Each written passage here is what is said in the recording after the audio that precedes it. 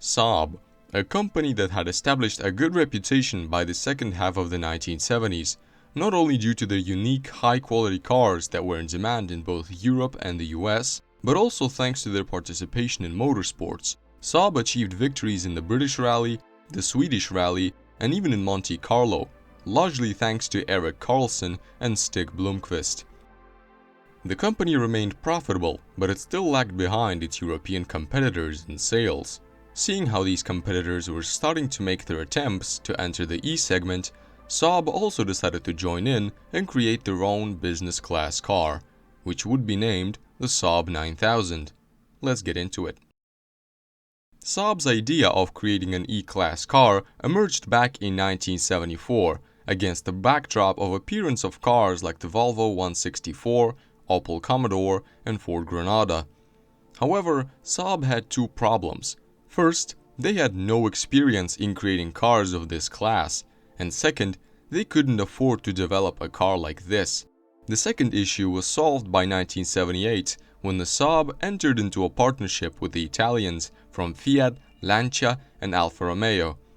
At that time, all of these companies were also developing their own premium sedans. And this agreement was a way for all of these companies to cut costs. The result was the Tipo Quattro platform, or simply Type 4. But the development of the platform was not the only instance where Saab had to work with Fiat. As the Saab 96 was phasing out by 1980, Saab needed something to replace it with, and due to a lack of funds to develop a successor, they simply borrowed the Lancia Delta, selling it as the Saab Lancia 600.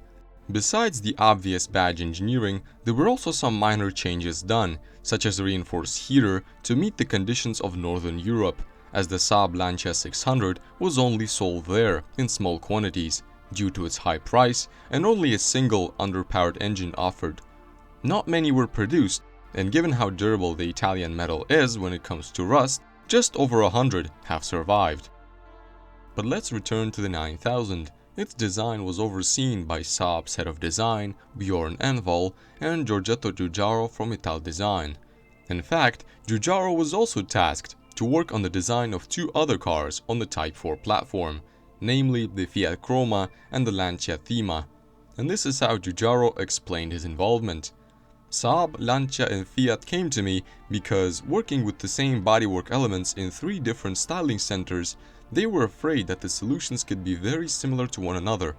In Ital Design, we are used to working for different brands, maintaining their peculiarity. The design for the Alfa Romeo 164 was penned by Enrico Fumia of Pininfarina, and in the end, the Alfa would stray the farthest from the rest, both design-wise and construction-wise. Speaking of construction, the Saab 9000 also distinguished itself from its Italian counterparts while sharing some body parts.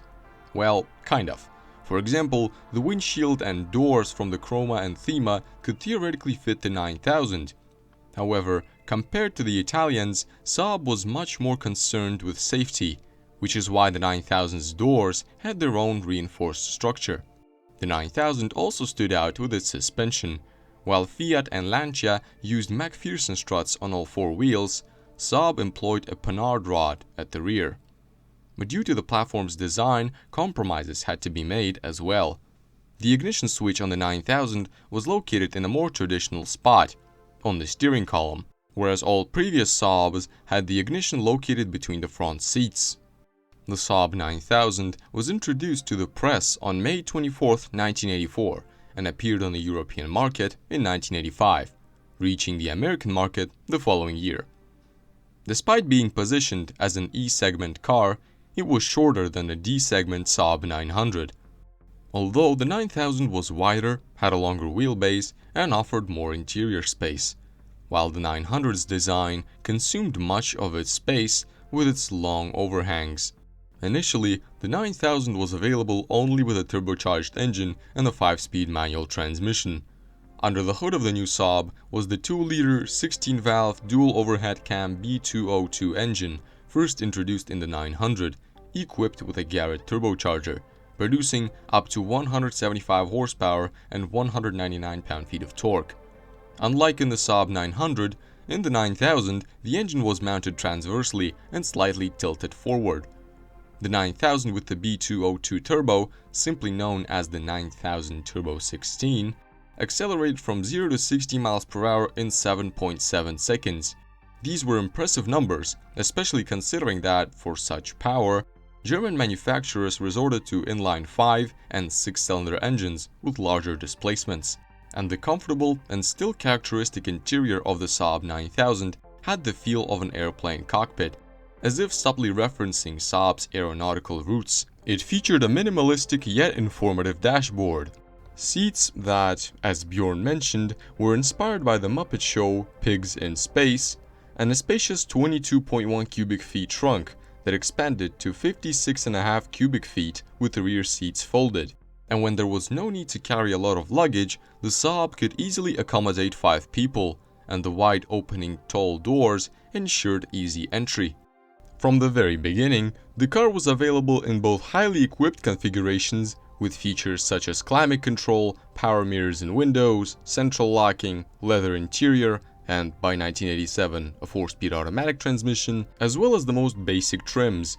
Yet even in those, driver safety was clearly a priority, as most safety features like ABS on all 4-disc brakes and airbags for the driver and passenger, even if initially appeared as options, they were to be included as standard in the following years. In its first model year, the 9000 received widespread approval and was awarded Best Prestige Car of 1985 by L'Action Automobile magazine. However, the early models had somewhat fragile bodies, and for this reason, the Saab 9000 entered the American market a year later, as in its original form, it could not pass American crash test standards. In America, it appeared with the same turbo engine, but with a catalytic converter, which later became standard for European models as well, producing 160 horsepower. At the same time, a naturally aspirated version of the same engine was introduced, producing 128 horsepower, available in all markets and named the 9000i. At that time, Saab really wanted to show that their new 9000 was capable of competing with larger European executive sedans, and they decided to prove this by breaking 2 world records and 21 international speed records. For the organized event, Saab Turbo in the Long Run, they used 3 completely stock 9000s with 175 horsepower turbo engines, although equipped with 6-point seat belts for the driver and a roll cage. They later sent them to Alabama to the Talladega Motor Speedway, where for 20 days and 20 nights consecutively, with a total of 25 drivers behind the wheel, they continuously circled the track at an average speed of over 120 miles per hour, stopping only for refueling and maintenance. During this time, the Saabs covered over 60,000 miles, burned over 7,000 gallons of fuel, and wore out 144 tires. The only significant repair, apart from replacing the brake pads on 2 of the cars, was installing new cylinder heads. This happened because Saab engineers hadn't accounted for how banked the oval track was, which caused the fuel pump to suck in air when the fuel level was low, resulting in one exhaust valve burning out in each car after 15 days of running around the track. After the event, all 3 Saabs were completely disassembled to study the wear and tear on the parts. Except for the windshields and glasses on the headlights, which were damaged by small particles like sand, the cars were found to be in nearly perfect condition. In fact, all 3 Saabs have survived to this day, although they have since been placed in museums, one at the Talladega Museum and 2 at the Saab Museum in Trollhättan, the city where they have been built. To commemorate this event, Saab introduced the limited edition 9000 Talladega, featuring a sport-tuned suspension and the same 2-liter turbo engine, but boosted by an additional 10 horsepower. However, the Talladega remained available only on the domestic market in Sweden. At the same time, Saab gained an interesting advantage over its competitors with a new body style. The familiar hatchback, now identified as CC, which Saab interpreted as Combi Coupe, was now complemented by a sedan with the identifier CD, or Corps Diplomatique. Besides the different body shape, which visually made it even more akin to its Italian relatives, the 9000 CD featured an updated sloped front end that was exclusive to this version until 1990. The Corse Diplomatique also introduced the unusual direct ignition system, or DI for short, which appeared in the Combi Coupe starting in 1989. Unlike the previous Bosch LH Jetronic system, DI did not require high voltage wires and distributors, because DI used separate ignition coils for each cylinder, placed in a special cartridge or cassette, and the entire system was controlled by a computer, receiving signals from a Hall sensor at the crankshaft. However, the Jetronic versions continued to be produced until 1993, when some preferred them over the cassette-based DIs, as the traditional ignition system was less sensitive to fuel quality and spark plug condition. Few important innovations in 1988 included the onboard computer named the Saab Information Display, which could alert the driver of possible black ice if the outside temperature was between 26 to 38 degrees Fahrenheit. And in line with Saab's focus on the safety, pyrotechnic seatbelt pre-tensioners were also introduced. 2 years later, an alternative to the 2-liter engine appeared in the form of a 2.3-liter B234, producing 145 horsepower and 153 pound-feet of torque, or 195 horsepower and 243 pound-feet of torque if turbocharged. Cars with a turbocharged B234 also received a traction control system to prevent the front wheels from spinning. For the next model year, the 9000 underwent a facelift with updates to the front and rear appearance, though without changing the drag coefficient, which remained at 0.34.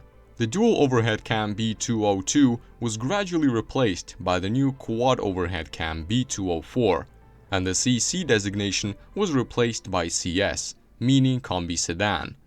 2 new versions also appeared, CSE and CDE, standing for Combi Sedan Executive and Corse Diplomatique Executive. Both highly equipped as standard, but still allowing the buyer to choose the engine and transmission. It's worth noting that while the exclusive for Sweden Talladega series had ceased production by 1990, there was a no less exclusive alternative for the UK and Australia, the Saab 9000 Carlsson, named after the rally driver Erik Carlsson. The Saab 9000 Carlsson, like the Talladega, featured a body kit and sporty suspension. Initially, it was equipped with the same 2-liter engine, now producing 200 horsepower. But later, it was replaced with a new turbocharged B234, tuned to 270 horsepower, allowing the Saab to accelerate from 0 to 60 miles per hour in 7.4 seconds with a top speed of 143 miles per hour. The 9000 Carlsson was offered in both hatchback and sedan body styles, and an automatic transmission could also be ordered, but in that case, the engine output was reduced to 200 horsepower.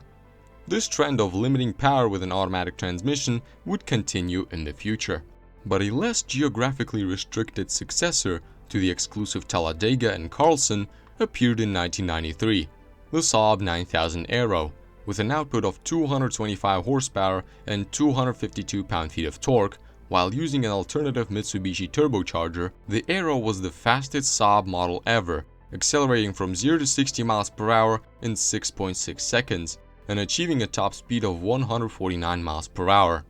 The engine's torque in the low to mid-range allowed the 9000 Aero with a manual transmission to sprint from 50 to 70 miles per hour faster than a Ferrari Testarossa or a Porsche 911 Carrera.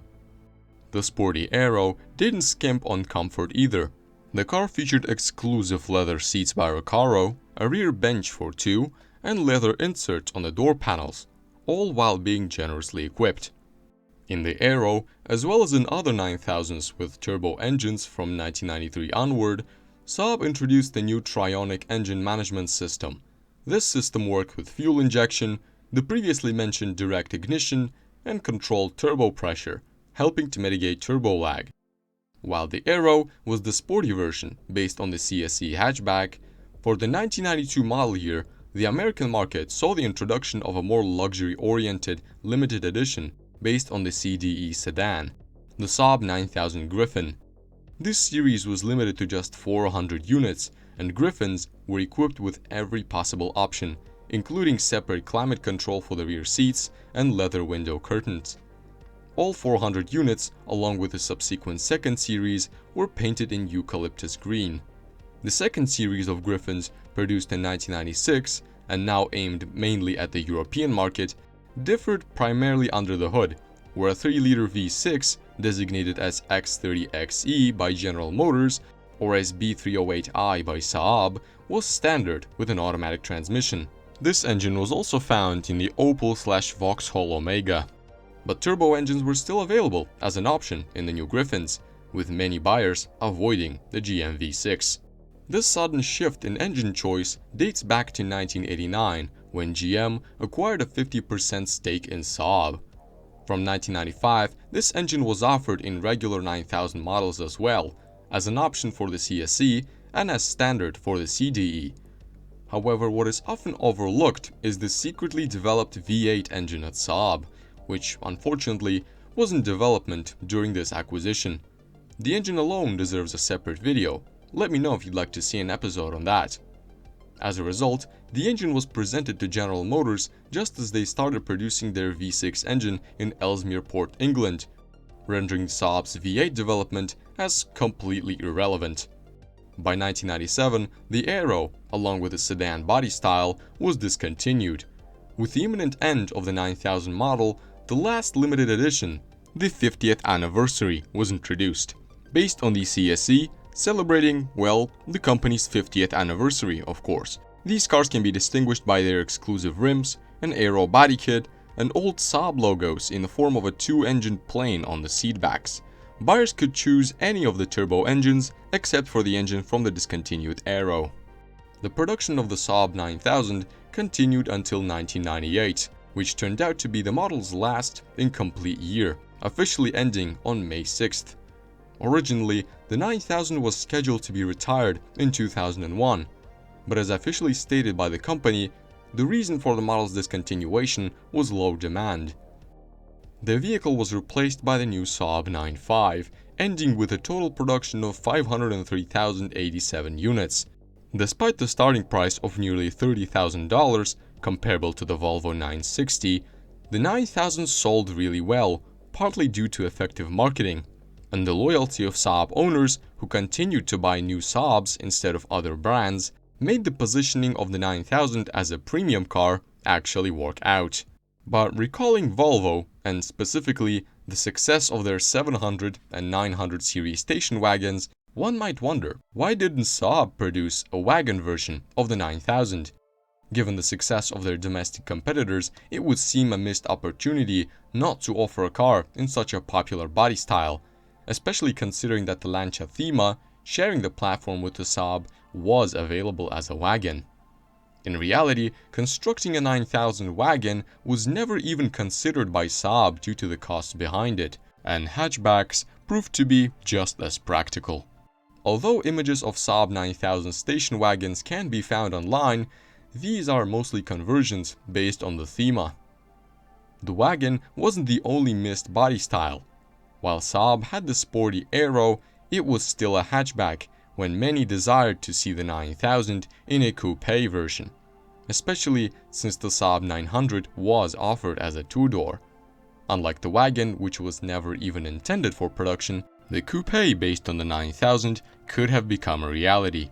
In the first instance, the 9000 coupe did not progress beyond a few sketches by Pietro Carmodella from Pininfarina. The second instance, known as the 5-bow concept, was assembled at the Finnish contract factory Valmet and Uusikaupunki, where the 9000 was also built. The concept even featured a convertible soft-top roof, but it still remained just a concept, and is now on display at the Uusikaupunki Auto Museum near the Valmet factory. The last attempt to make a coupe out of the 9000 was a concept by the American Sunroof Company. In this situation, Saab asked AAC to create a conversion, considering that BMW and Mercedes had their offerings for buyers looking for luxurious 2-doors. The 1989 CD Turbo was used as the base, and after hundreds of hours of meticulous work, the car had a redesigned body structure and sat lower on 16-inch ROH wheels. The final conversion amounted to about $250,000. Seeing the result, both the press and the public unanimously supported the production of such cars, but Saab rejected the idea. It is also worth noting that, back in 1993, Saab decided to showcase themselves once again and participated in the all-European Prometheus program, or Program for European Traffic with Highest Efficiency and Unprecedented Safety. Their contribution to it, wanting to experiment with drive-by-wire technology and probably recalling their history, was a modified Saab 9000, which, due to the name of the experiment, earned the nickname Prometheus. Instead of a steering wheel, it was equipped with a joystick located on the center console. This simplified the placement of airbags, reduced the risk of facial injuries in an accident, and ensured an unobstructed view of the instrument panel. Sounds cool, doesn't it? Unfortunately, the uniqueness of the concept also became its Achilles heel, as even the smallest changes in the joystick's position sharply turned the car. While most steering wheels today turn 1260 degrees, or 3.5 turns from lock to lock, allowing for small but precise trajectory corrections, the joystick in Prometheus allowed movement only within 180 degrees. Although this is not the only case where automakers have attempted to replace the steering wheel with a joystick, as we see with modern cars, none of these attempts have been successful so far. Ultimately, the Saab 9000 proved to be a highly successful vehicle for the company. According to some, it is even considered the last true Saab.